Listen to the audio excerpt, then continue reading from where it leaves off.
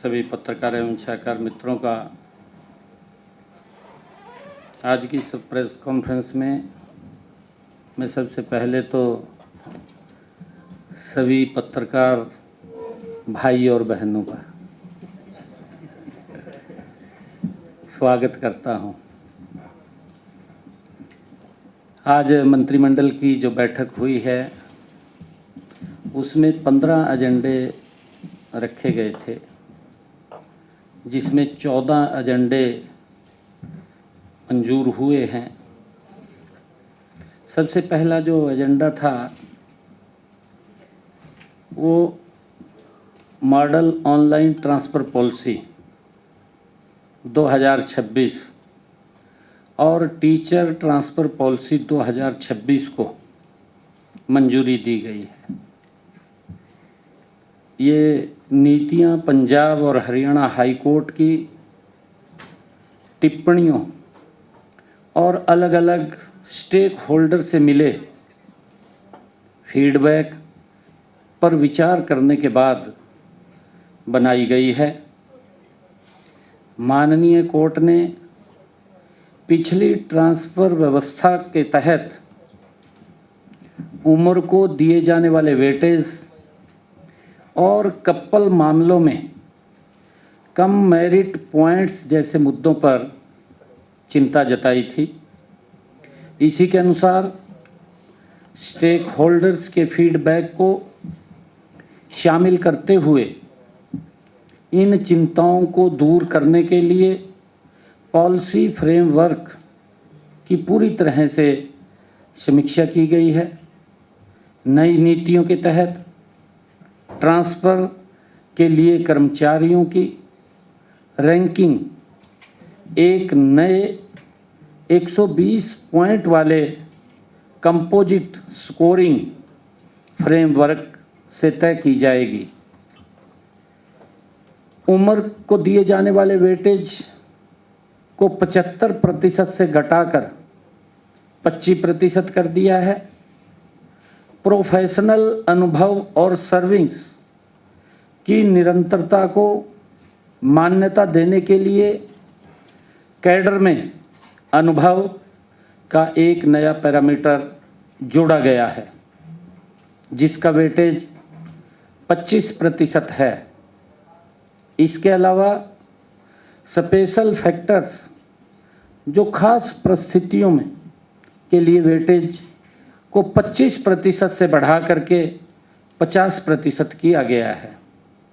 साथ ही गंभीर बीमारियों की लिस्ट में मुस्कुलर डिस्ट्रॉफी, बेसेट रोग और खास अंग प्रत्यारोपण जैसे पैनक्रियाज, बोन मैरो ट्रांसप्लांट को भी इसमें शामिल किया गया है। नीतियों में एक जरूरी प्रावधान भी जोड़ा गया है, जिसके तहत रिटायरमेंट से 1 साल पहले किसी भी कर्मचारी या शिक्षक का ट्रांसफ़र उनकी लिखित सहमति के बिना नहीं किया जाएगा। कपल केस कैटेगरी के तहत मिलने वाले मेरिट पॉइंट्स को 5 से बढ़ाकर 10 कर दिया गया है। मंत्रिमंडल ने मानव संसाधन विभाग को MOTP 2026 के तहत पहली ऑनलाइन ट्रांसफ़र प्रक्रिया के लिए जरूरी निर्देश जारी करने की मंजूरी दी गई है। ये निर्देश खास तौर पर नेशनल कैटेगरी और उन कैडर के लिए होंगे जहां करंट ड्यूटी चार्ज की व्यवस्था लागू है। नई नीति निष्पक्ष, पारदर्शी और टेक्नोलॉजी पर आधारित ट्रांसफ़र सिस्टम के प्रति राज्य सरकार की ये प्रतिबद्धता को दर्शाती है। साथ ही प्रशासनिक दक्षता और कर्मचारियों के कल्याण को भी ये सुनिश्चित करती है। इसी प्रकार हमने जो दूसरा विषय था दयालु स्कीम्स के तहत सरकार ने अंत्योदय की भावना के साथ कार्य करते हुए 1,80,000 रुपये तक वार्षिक आय वाले परिवारों को परिवार के सदस्य की मृत्यु अथवा दिव्यांगता की स्थिति में दीनदयाल उपाध्याय अंत्योदय परिवार सुरक्षा योजना दयालु वन के तहत वित्तीय सहायता प्रदान कर रही है। आमजन की सुविधा और ज़रूरतों को ध्यान में रखते हुए मंत्रिमंडल ने दयालु वन योजना में महत्वपूर्ण संशोधनों को मंजूरी दी है, जिससे पात्र परिवारों को सहायता प्राप्त करने में और अधिक आसानी होगी। पहले योजना के तहत क्लेम प्रस्तुत करने की समय सीमा 3 महीने थी, जिसे बढ़ा करके 6 महीने कर दिया है, ताकि किसी भी ज़रूरतमंद परिवार को केवल तकनीकी कारणों से सहायता से वंचित न रहना पड़े। साथ ही आज तक दायर क्लेमों के लिए छूट की अवधि को भी 3 महीने से बढ़ाकर मृत्यु अर्थात दिव्यांगता की तिथि से 6 महीने तक किया गया है। पात्र लाभार्थियों को राहत प्रदान करने के उद्देश्य से क्लेमों के निपटान संबंधी प्रावधानों को सरल बनाया गया है। 6 महीने से अधिक 7 महीने तक देरी के लिए हरियाणा परिवार सुरक्षा न्यास के मुख्य कार्यकारी अधिकारी को अधिकृत किया गया है और इसी प्रकार 7 महीने से अधिक और 9 महीने तक देरी के लिए वित्त विभाग के अतिरिक्त मुख्य सचिव को निर्णय लेने के लिए अधिकृत किया गया है और इसी कड़ी में 9 महीने से अधिक 12 महीने तक की देरी के लिए मामला वित्त मंत्री के पास आएगा, क्योंकि पहले 3 महीने था, इसको 6 महीने किया। 6 महीने के बाद भी इसको फेसिस के अंदर 1 साल तक उसको परमिशन लेकर के अप्लाई कर सकता है। और इसी कड़ी में हमने ई बसेस और ट्रक्स बैठक में एनसीआर प्लानिंग बोर्ड की सहायता योजना के तहत राज्य के एनसीआर जिलों में BS4 या उससे पुराने मानकों वाले पुराने ट्रकों और बसों को बदलने पर मोटर वाहन कर में छूट के प्रस्ताव को भी आज मंजूरी दी है। नए BS6 या उससे कड़े मानकों वाले इलेक्ट्रिक व्हीकल CNG ट्रकों व बसों की खरीद पर पात्र लाभार्थियों को 100% मोटर वाहन कर में छूट दी जाएगी, ये निर्णय किया गया है। इसके अलावा इन्हीं मानकों वाले पुराने इस्तेमाल किए हुए EV CNG ट्रकों व बसों की खरीद पर भी पात्र लाभार्थियों को मोटर वाहन कर में 50% तक की छूट दी जाएगी। दोनों ही मामलों में मोटर वाहन कर में छूट 10 साल की अवधि के लिए मान्य होगी। साथ ही योजना के तहत यहाँ खरीदे गए नए वाहनों के रजिस्ट्रेशन पर रजिस्ट्रेशन फीस भी माफ़ की जाएगी। एक हॉर्टिकल्चर विभाग की जो मंत्रिमंडल ने फैसला लिया है कि राज्य मंत्रिमंडल ने राज्य के बागवानी क्षेत्र में महत्वपूर्ण और दूरगामी सुधार की दिशा में कदम बढ़ाते हुए हरियाणा बागवानी नर्सरी नियम 2026 को भी मंजूरी दी है। इन नियमों के माध्यम से नर्सरी लाइसेंस जारी करने, रिन्यूअल तथा नई श्रेणी जोड़ने की प्रक्रिया को पूरी तरह व्यवस्थित, पारदर्शी और जवाबदेह बनाया गया है। साथ ही नर्सरियों के लिए न्यूनतम गुणवत्ता मानक निर्धारित किए गए हैं तथा रिकॉर्ड प्रबंधन की आधुनिक व्यवस्था लागू की गई है। अब नर्सरियों द्वारा बेची जाने वाली पौध सामग्री की QR कोड आधारित ट्रेसेबिलिटी सुनिश्चित की जाएगी, जिससे पौधों की गुणवत्ता, स्रोत और प्रामाणिकता की जानकारी आसानी से प्राप्त होगी।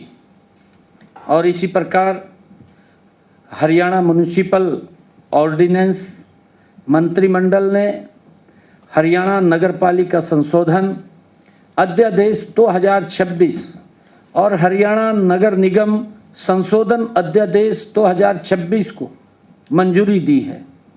अब स्लॉटर हाउस और मीट की दुकानों को नगरपालिका, नगर निगम के से अलग से व्यापार लाइसेंस लेने की आवश्यकता नहीं होगी, क्योंकि इसका रेगुलेशन खाद्य एवं औषधि प्रशासन हरियाणा द्वारा किया जा रहा है। इस फैसले से दोहरे लाइसेंस, ड्यूअल लाइसेंसिंग की व्यवस्था समाप्त होगी और नियमों की अनुपालना अधिक सरल व सुगम बनेगी।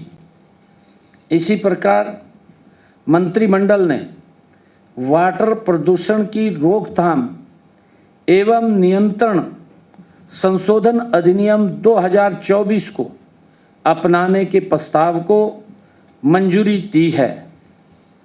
इससे हरियाणा में जल प्रदूषण नियंत्रण से जुड़े कानूनों को अधिक प्रभावी, आधुनिक और व्यवहारिक बनाया जाएगा। इस संशोधन ease of doing business, ease of living और भरोसे पर आधारित सुशासन की दिशा में एक महत्वपूर्ण कदम है। संशोधित कानून में छोटे उल्लंघनों को अपराध की श्रेणी से बाहर किया गया है। संशोधित अधिनियम राज्य प्रदूषण नियंत्रण बोर्ड के अध्यक्ष के नामांकन की प्रक्रिया को भी अधिक सरल और पारदर्शी बनाता है। मंत्रिमंडल की मंजूरी के बाद हरियाणा विधानसभा में इस अधिनियम को अपनाने का प्रस्ताव भी लाया जाएगा, जिसके पश्चात इसके प्रावधान राज्य में लागू हो सकेंगे। और इसी प्रकार मंत्रिमंडल ने हरियाणा ग्राम श्यामलात भूमि विनियमन अध्यादेश 2026 को भी मंजूरी प्रदान की है। मौजूदा प्रावधानों के तहत निदेशक विकास और पंचायत विभाग हरियाणा के पास उन योग्य आवेदकों को श्यामलात दे बेचने को की मंजूरी देने का अधिकार है, जिन्होंने 31 मार्च 2004 या उससे पहले ऐसी जमीन पर अपने घर बनाए थे। अभी बड़ी संख्या में आवेदन अलग अलग स्तरों पर लंबित और मंजूरी अपेक्षित हैं। ऐसे मामलों के निपटारे की प्रक्रिया में तेजी लाने और योग्य आवेदकों को समय पर राहत देने के लिए मामलों की स्वीकृति देने का अधिकार संबंधित जिला उपायुक्त को दिया गया है। और इसी प्रकार बैठक में हरियाणा राज्य महिला आयोग अधिनियम 2012 में संशोधन करने के लिए हरियाणा राज्य महिला आयोग संशोधन अध्यादेश 2026 को मंजूरी दी गई है। कुछ समय से महिला आयोग के पास आने वाली शिकायतों और अभ्यावेदनों में वृद्धि हुई है और आयोग का कार्यभार बढ़ा है। आयोग की संस्थागत क्षमता को मजबूत करने और शिकायतों के त्वरित निपटारे के उद्देश्य से गैर सरकारी सदस्यों की संख्या बढ़ाने का भी निर्णय लिया गया है। संशोधन के तहत हरियाणा राज्य महिला आयोग में गैर सरकारी सदस्यों की संख्या 5 से बढ़कर 7 किया गया है। और इसी प्रकार मंत्रिमंडल ने यमुनानगर और जगाधरी क्षेत्र की उन कॉलोनियों से जुड़े लंबित मामलों के समाधान के लिए महत्वपूर्ण निर्णय लिया है, जिसमें 1996 में भवनों का नियमितीकरण किया गया था। शहरी स्थानीय निकाय विभाग के निदेशक को यमुनानगर निगम में एक विशेष समिति गठित करने के निर्देश जारी करने की मंजूरी दी गई है। समिति की अध्यक्षता नगर निगम आयुक्त करेंगे। समिति उन कॉलोनियों की पहचान करेगी जहां 26 सितंबर 2013 से पहले भवनों का नियमितीकरण किया गया था और जिन्हें सरकारी अधिसूचना या आदेश के माध्यम से मान्यता दी गई थी। विशेष रूप से उन कॉलोनियों को चिन्हित किया जाएगा जिनके खसरा नंबर और स्वीकृत लेआउट प्लान उपलब्ध नहीं है। समिति इन कॉलोनियों के लिए प्रस्ताव तैयार कर उनकी बाहरी सीमाएं निर्धारित करेगी। इस पहल से प्रॉपर्टी रिकॉर्ड को एनडीसी पोर्टल से जोड़ने में सुविधा होगी तथा क्षेत्र के सुनियोजित विकास का मार्ग प्रशस्त होगा। मंत्रिमंडल ने डेवलपमेंट चार्ज से संबंधित प्रावधानों को भी मंजूरी प्रदान की है। जिन संपत्ति मालिकों ने 1996 की अधिसूचना तिथि तथा भवन बना लिए थे लेकिन डेवलपमेंट चार्ज जमा नहीं किया था, उन्हें उस समय लागू दरों के अनुसार शुल्क जमा कराना होगा। जिन संपत्ति मालिकों ने पहले ही डेवलपमेंट चार्ज का भुगतान कर दिया है, उन्हें पोर्टल पर शुल्क में छूट प्राप्त करने के लिए भुगतान का प्रमाण प्रस्तुत करना होगा। और इसी प्रकार आज विधायक दल की बैठक और हमारे जो चुनाव प्रत्याशी लड़े हुए एक महत्वपूर्ण आज विषय पर अपनी मैं बात भी रखना चाहूँगा। इस पर आज हमने सभी विधायकों के साथ बैठक की है। यह बैठक देश के यशस्वी प्रधानमंत्री आदरणीय नरेंद्र मोदी जी के विकसित भारत 2047 के संकल्प को धरातल पर उतारने का रोड मैप तैयार करने के बारे में की गई है। माननीय प्रधानमंत्री जी के इस संकल्प के अनुरूप हमारा लक्ष्य समृद्ध, आत्मनिर्भर और विकसित हरियाणा का निर्माण करना है। आज हमने इसी दिशा में विकसित हरियाणा 2047 चिंतन का शुभारंभ किया है। हमने मेरी विकसित विधानसभा इसका थीम रखा है। अब विकसित हरियाणा की शुरुआत हर विधानसभा क्षेत्र से होगी। मैं आपसे आज की बैठक के जो हमारे महत्वपूर्ण बिंदुओं पर चर्चा हुई है मैं साझा करना चाहूँगा। इस बैठक में हरियाणा के अगले 20 वर्षों की विकास यात्रा का रोड मैप तैयार करने की शुरुआत की गई है। हर विधानसभा क्षेत्र विकास की एक महत्वपूर्ण स्थानीय इकाई है। हमने तय किया है कि हर विधायक अपने अपने क्षेत्र का विजन चैंपियन बनेगा। वह अपने क्षेत्र की समस्याओं, संभावनाओं और विकास की प्राथमिकताओं को स्वयं चिन्हित करेगा। आज हमने हरियाणा के लिए कुछ बड़े और स्पष्ट लक्ष्य तय किए हैं। राज्य की अर्थव्यवस्था को $1 ट्रिलियन से अधिक तक पहुंचाना, प्रति व्यक्ति वार्षिक आय को 40 लाख रुपए से अधिक तक ले जाना, महिला श्रम बल भागीदारी को 45% से अधिक करना, महिला साक्षरता को 100% तक पहुंचाना, हर नागरिक को गुणवत्तापूर्ण और शिक्षा और स्वास्थ्य सेवाएं उपलब्ध कराना, हर घर तक स्वच्छ पेयजल पहुंचाना। हमने तय किया है कि हर विधानसभा क्षेत्र अपनी अलग पहचान, चुनौतियां और संभावनाओं के साथ आगे बढ़ेगा। इसके लिए हम मेरी विकसित विधानसभा अभियान शुरू कर रहे हैं। इसके तहत हर विधायक अपने विधानसभा क्षेत्र का विकास विजन, लक्ष्य और कार्य योजना तैयार करेगा। इसके लिए आगामी जुलाई व अगस्त माह के दौरान सभी विधायक अपने अपने क्षेत्रों में जाकर जनता से सीधा संवाद करेंगे। इस संवाद में गांव, वार्डों, किसानों, युवाओं, महिलाओं, उद्योगों, स्वयं सहायता समूहों और सामाजिक संगठनों से सुझाव लिए जाएंगे। इस तरह विकसित हरियाणा का रोड मैप जन भागीदारी के आधार पर तैयार होगा।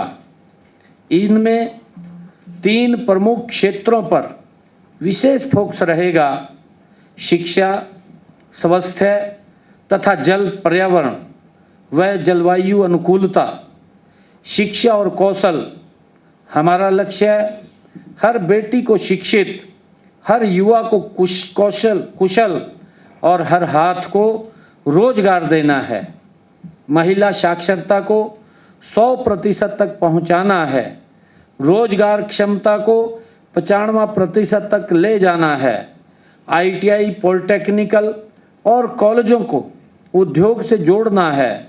स्वास्थ्य और पोषण, हमारा लक्ष्य हर परिवार को गुणवत्तापूर्ण स्वास्थ्य सुविधाएं मिले। मातृत्व मृत्यु दर को 10 से कम कर शिशु मृत्यु दर को 5 से कम करना हमारा लक्ष्य है। 100% टीकाकरण और संस्थागत प्रवास सुनिश्चित किया जाएगा। जल, स्वच्छता और पर्यावरण, हर घर तक सुरक्षित पेयजल पहुंचाया जाएगा। इसी कड़ी में नवीकरणीय ऊर्जा की हिस्सेदारी 70% से अधिक की जाएगी। यह पहल किसी एक सरकार या एक कार्यकाल के लिए नहीं है। पहले की सरकारें चुनाव तक सोचती थी, परंतु हमारी सरकार 2047 तक सोच रही है, क्योंकि हम देखते हैं जो भी सरकारें विपक्ष की रही हैं उनका एजेंडा होता था घोषणा पत्र 5 साल के लिए जारी करते थे, 2-4 पूरे कर दिए, बाकी के छोड़ दिए। अगली बार में उनके ऊपर कुछ और डेंटिंग पेंटिंग करके बड़े स्तर पर फिर जारी कर दिया, फिर लोगों से वोट बटोर लिया। इस प्रकार का धंधा, इस प्रकार का सिस्टम ये विपक्ष का था, परंतु हमारी सरकार का 2047 तक सोच रही है, स्पष्ट विजन है कि यह 2047 तक हरियाणा के भविष्य की कार्य योजना हमने खड़ी की है। हर विभाग के लिए हमने वर्षवार लक्ष्य तय किए हैं। वो होंगे: हर तिमाही प्रगति की समीक्षा होगी, डैशबोर्ड आधारित मॉनिटरिंग की जाएगी, जवाबदेही तय होगी और परिणाम जनता के सामने होंगे। हर विधानसभा की प्रगति की व्यक्तिगत समीक्षा में मैं स्वयं करूंगा। इस दौरान हर विधायक अपने विधानसभा क्षेत्र की समस्याओं के साथ उनके समाधान पर आधारित कार्य योजना तैयार करेगा। हमारा फोकस केवल फाइलों पर नहीं बल्कि लोगों के जीवन में बदलाव पर है। साथियों, हम हर 6 महीने में समीक्षा करेंगे कि योजनाओं का लाभ लोगों तक पहुंच रहा है या नहीं।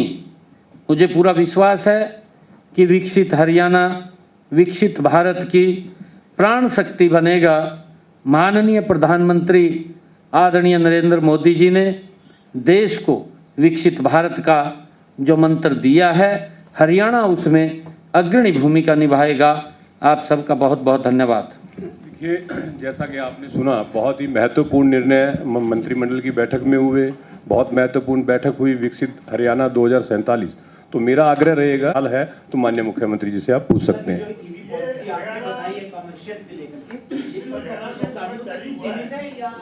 ट्रक और बसेस, ट्रक और बसेस। ये विकसित हरियाणा डॉक्यूमेंट जो जारी हो चुका है, उसके साथ कुछ कंपाइलेशन होगा ये विकसित विधानसभा अभियान का? बिल्कुल होगा। उनके हमने सुझाव आज बैठक लिया, उनके सामने एजेंडा हमने रखा है विधायकों के सामने कि आप अपने अपने विधानसभा के ऐसे कामों को चिन्हित करें जिनको हम नीचे से विधानसभा के उन कामों को इस एजेंडे में सम्मिलित कर सकें, ताकि जो हमारा विकसित हरियाणा का संकल्प है वो हमारी विकसित विधानसभा जब होगी तो विकसित हरियाणा होगा। विकसित हरियाणा अपनी प्रमुख भूमिका विकसित भारत में देगा।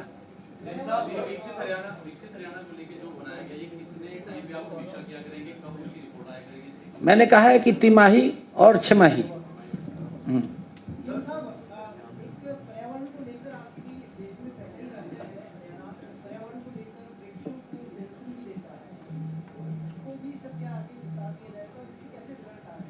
बिल्कुल, इसके बहुत अच्छे रिजल्ट आ रहे हैं कि ये पहला हरियाणा के अंदर हमारे ऐसे पुराने आयु के वृक्ष जो 70 साल पुराने हो गए हैं उनको पेंशन का प्रावधान किया है। ऐसे लगभग 4000 के करीब में हरियाणा में ऐसे पेड़ हैं और भी चिन्हित किए जा रहे हैं और उनको हम ये पेंशन का प्रावधान उसमें किया है, उसको हम पेंशन दे रहे हैं।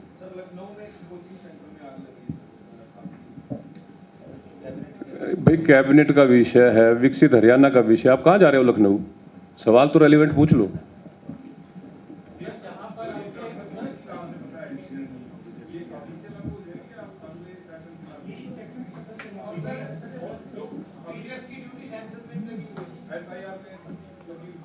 क्या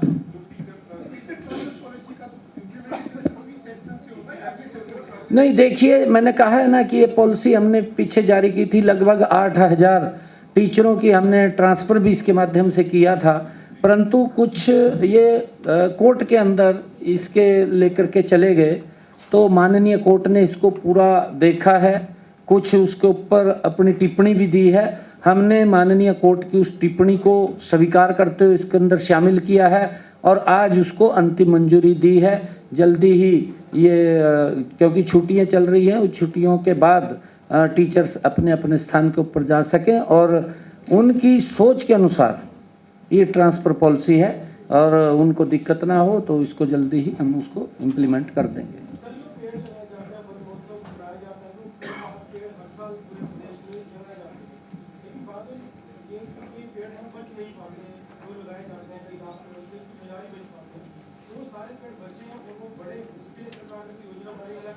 उसके लिए हमने वो बड़ी योजना बनाई है कि हम लगभग काफ़ी पौधे तो हम ट्री गार्ड से ही लगाएंगे और अब पहले भी हमने उसको जियो फेंसिंग के साथ उसको जोड़ा है ताकि उसकी पौधे की जो ग्रोथ होती है उसके बारे में भी हमें पता चलता रहे और उसको लेकर के अब भी हमने लक्ष्य निर्धारित किया है कि हम हरियाणा के अंदर पौधारोपण एक पेड़ माँ के नाम उसको और गति से आगे बढ़ाएंगे। मुख्यमंत्री जी, एक सवाल है बड़ा अहम। कर्मचारी एचकेआरएम की आपसे बड़ी उम्मीद लगा करते कि 16 तारीख को शायद अपने पिछली किसी भाषण में आपने वादा किया था कि उससे पहले फिर जॉब सिक्योरिटी के पत्र मिल जाएंगे, लेकिन कई विभागों ने अभी तक उनको सौंपे नहीं। वो अलर्ट में है कि सरकार ने वादा पूरा तो किया लेकिन अभी पूरी तरीके से पूरा नहीं कर पाई। पूरा वादा होगा, जो कहा है वो वादा पूरा होगा, उसके ऊपर काम चल रहा है, जल्दी हो जाएगा। और अभी हमारे भाई ने लखनऊ के बारे में पूछा है, क्योंकि वो घटनाक्रम हुआ है उसके ऊपर मैं दुख व्यक्त करता हूं और जिन युवाओं ने उसमें जान गंवाई है उनके परिवार के लोगों के प्रति अपनी संवेदनाएं व्यक्त करता हूं। हमारे उप मुख्यमंत्री जी ने उत्तर प्रदेश के अंदर वहां उस स्थान का विजिट किया है, जिससे देखा भी है वहां किन कारणों से वहां ये आगजनी हुई है, क्योंकि आजकल गर्मी का इतना ज़्यादा मौसम है, गर्मी के कारण कहीं स्पार्किंग कहीं कुछ और उसके कारण से आग लग जाती है। Thank you.